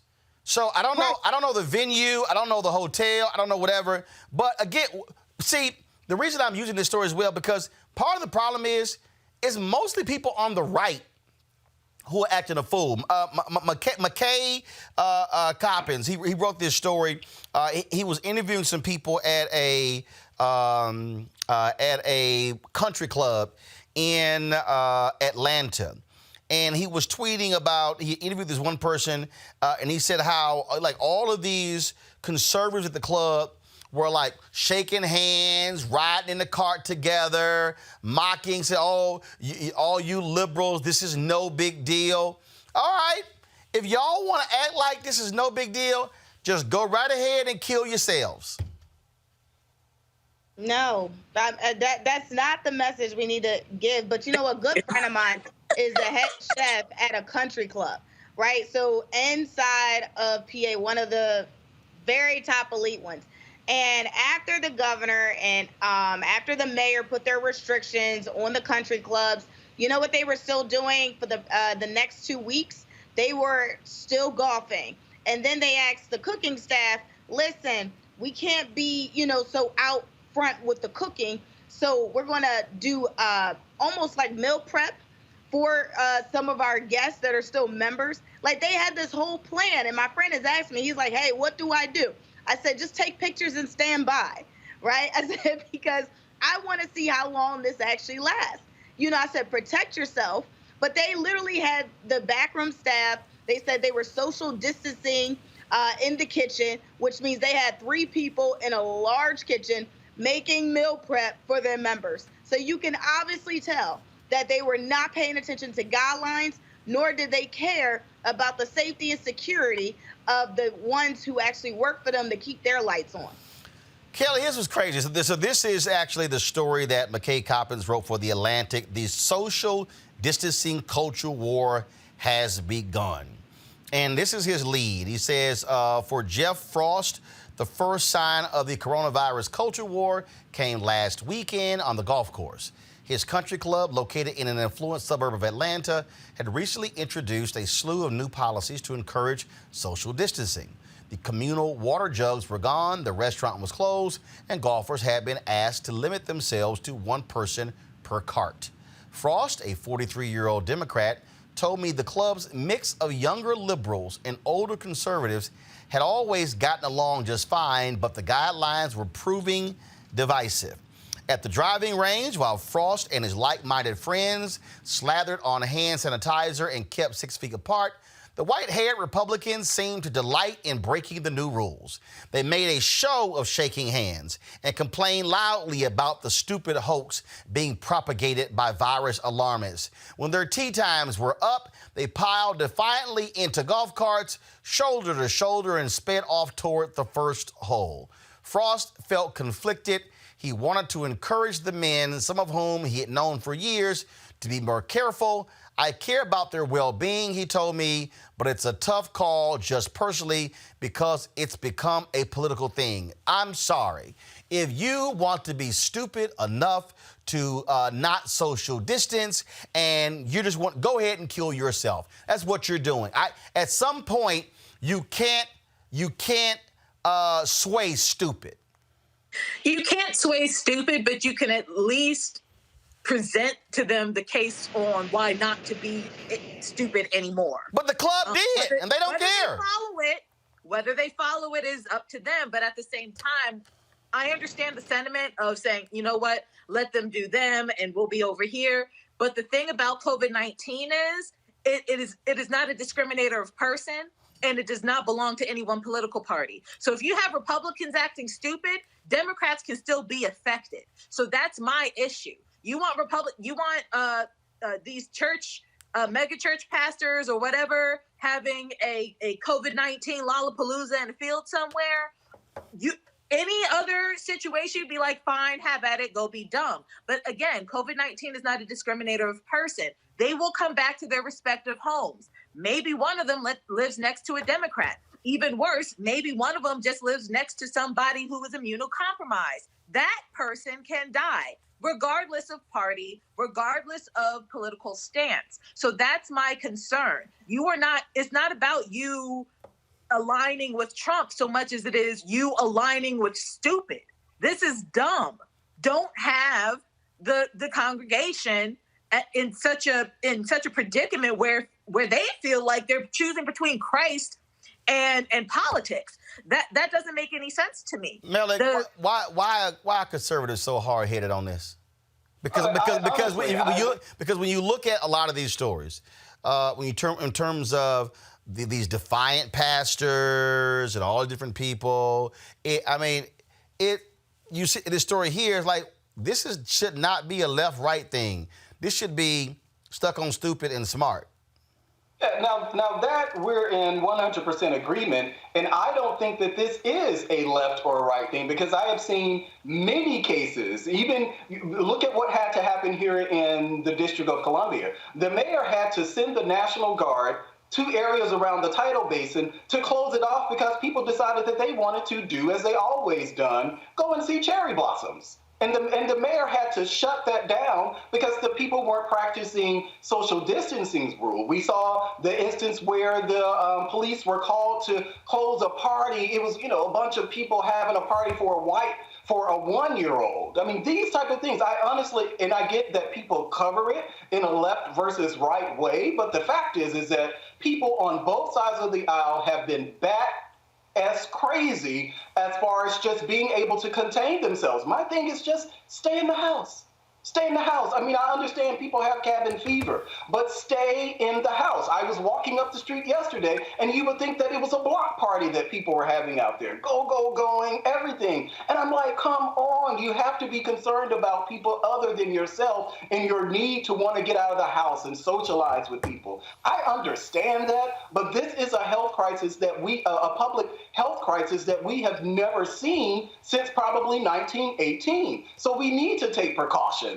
And people just aren't. They aren't taken seriously on both sides of the aisle. People are not taking this seriously. White, black, Hispanic, Asian, it doesn't matter. People aren't taking this as seriously as they should, despite what governors are saying, despite what mayors are saying, despite what the public health officials are saying. They're just not. And it's unfortunate. Well, we certainly are. That's why y'all via Skype, you're not in the studio. Kelly, Melick, Teresa, we certainly appreciate it. Thanks a bunch, folks. When we come back, thank you. We're going to continue our tribute to Reverend Dr. Joseph Lowery, who passed away on Friday at the age of 98. And we'll hear from a couple of folks who work closely with him next on Roland Martin Unfiltered. Support Roland Martin Unfiltered.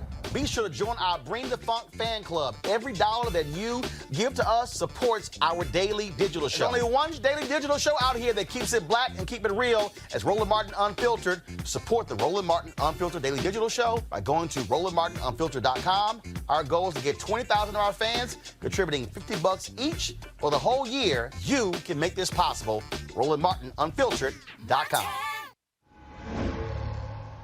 All right, so a lot of y'all are always asking me about some of the pocket squares that I wear. Now, Robert don't have one on. Now, I don't particularly like the white pocket squares. I don't like even the silk ones. And so I was reading GQ magazine a number of years ago, and I saw this guy who had this pocket square here, and it looks like a flower. This is called a shibori pocket square. This is how the Japanese manipulate the fabric to create this sort of flower effect. So I'm going to take it out and then place it in my hand so you see what it looks like. And I said, man, this is pretty cool. And so I tracked down, it took me a year to find a company that did it. And so they make these about 47 different colors. And so I love them because, again, as men, we don't have many accessories to wear, so we don't have many options. And so this is really a pretty cool pocket square. Now, what I love about this here is you saw when it's in the pocket, it gives you that flower effect like that. But if I wanted to also, unlike because if I flip it and turn it over, it actually gives me a different type of texture. And so therefore it gives me a different look. So there you go. So if you actually want to get one of these shibori pocket squares, we have them in 47 different colors. All you got to do is go to RolandSMartin.com/pocket squares. So it's RolandSMartin.com/pocket squares. All you got to do is go to my website and you can actually get this. Now, for those of you who are members of our Bring the Funk fan club, there's a discount for you to get our pocket squares. That's why you also got to be a part of our Bring the Funk fan club. And so that's what we want you to do. And so it's pretty cool. So if you want to jazz your look up, you can do that. In addition, y'all see me with some of the feather pocket squares. My sister, who's a designer, she actually makes these. They're all custom made. So when you also go to the website, you can also order one of the customized feather pocket squares right there at RolandSMartin.com/pocket squares. So please do so. And of course, it goes to support the show. And again, if you're a Bring the Funk fan club member, you get a discount. This is why you should join the fan club.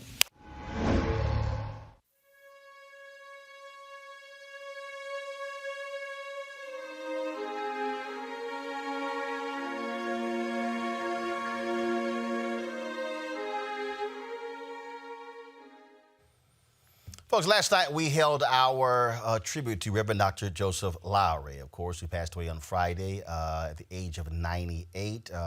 Dean of the Civil Rights Movement, a significant figure in the 20th century. One of the folks who worked with him is Janice Mathis. She's Executive Director of the National Council of Negro Women. She joins us right now. Janice, are you there? Okay, all right. Do we have Reverend Otis Moss out of Cleveland? Reverend Dr. Otis Moss Jr. Okay, all right. Well, y'all let me know when we have either one of them so we can begin our tribute. Again, for those of you who missed it, again, last night, if you go to our YouTube channel, you can actually see the salute on YouTube, Facebook, or even Periscope. You actually see the salute that we had to him. Reverend Jesse Jackson Sr., he joined us along with Ambassador Andrew Young was with us as well, Melanie Campbell. All of them shared their thoughts and reflections on Reverend Dr. Joseph Lowery. As we said, because of the coronavirus pandemic, there are no funerals. The family is going to have a private service, and then later this year, there's going to be a public memorial to celebrate his life and legacy, which is one of the reasons why we wanted to have last night's show. And so that's why we did what we did. And so we're trying to pull up Janice Mathis and the Reverend Dr. Otis Moss Jr. to share their thoughts and reflections about Reverend Dr. Joseph Lowery. Do we have him yet? Okay. All right. And so we're waiting to pull them up. And if we can't get them, we'll simply try to get them on the show tomorrow.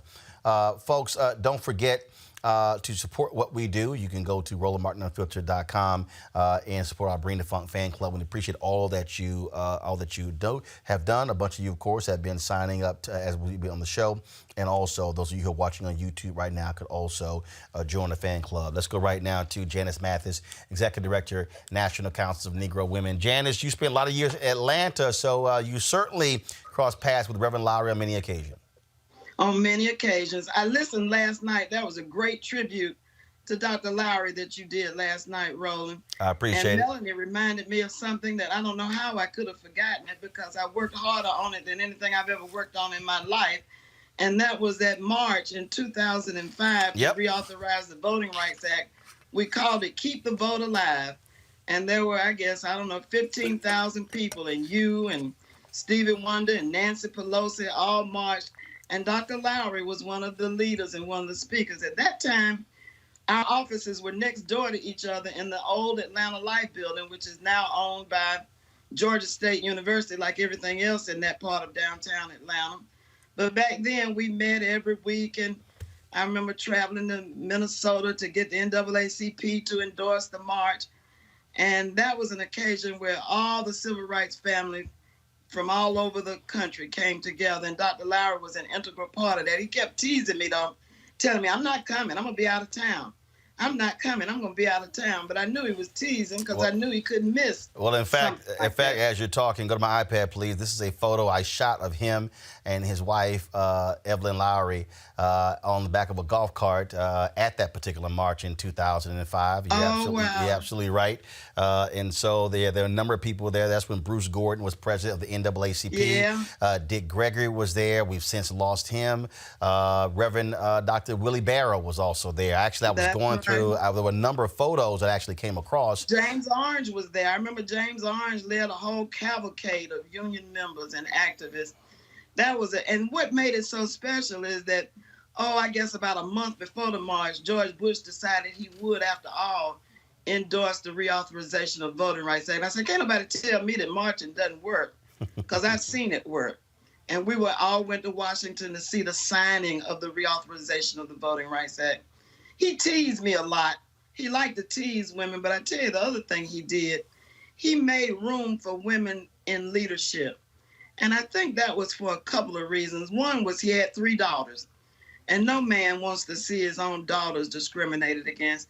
But the more powerful force, I think, was that Evelyn was his wife. Evelyn, whose lovely picture you're showing, was a real civil rights hero in her own right.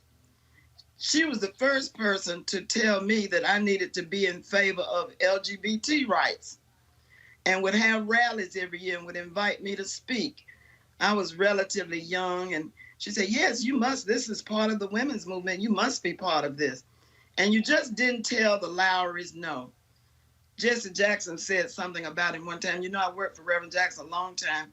And he said, you know, Joe, that's what he called him. Joe was the smartest person, is the smartest person in the civil rights movement. And that stuck with me. Certainly, again, someone who was respected and revered by so many people. Reverend Jackson did say last night he didn't believe that Reverend Lowery got the credit he deserved because he was not always out front, such a public figure, but was certainly one of those instrumental voices behind the scenes. But I tell you what he did do. Every week on Tuesday at noon, we met at the old SCLC Women headquarters at the Georgia Coalition for the People's Agenda. Helen Butler, who was on the show last night, runs that organization today.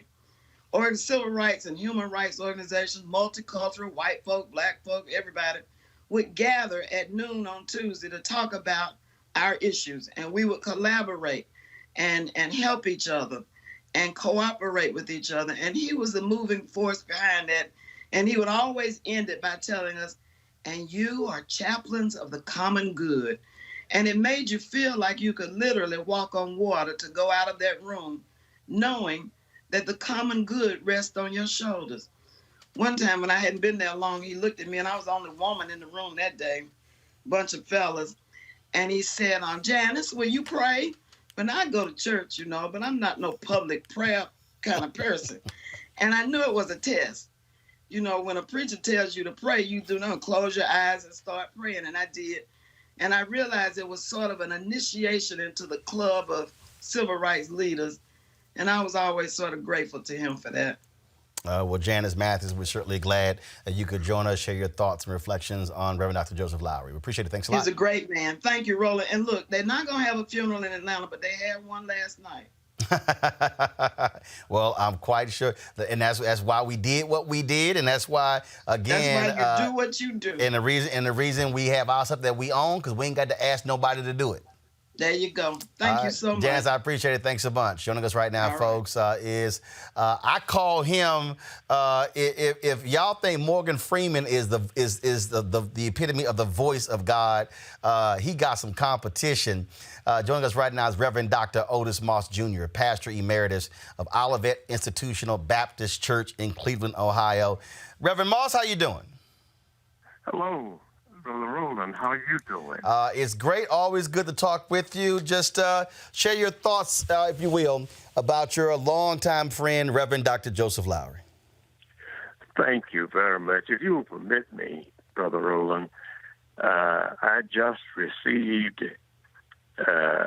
word about an article that quoted me, which I had not given a quote, saying that I performed the wedding ceremony of Dr. Lowery, which is totally inaccurate. And wow. It's carried in the religious news service, and it's a long quote, and I haven't even talked with them.